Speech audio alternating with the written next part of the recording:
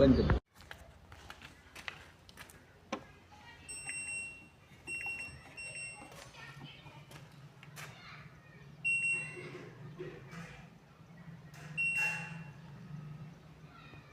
તમારામાં CL error આવે છે ને વોશિંગ મશીનમાં, તો તમારે પાવર ઓન કરવાનું છે.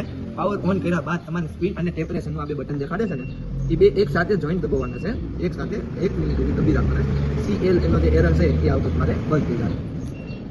પછી મશીન છે ને ઓફ કરી નાખવાનું. એ 5 મિનિટ પછી પાછું શરૂ કરી નાખવાનું.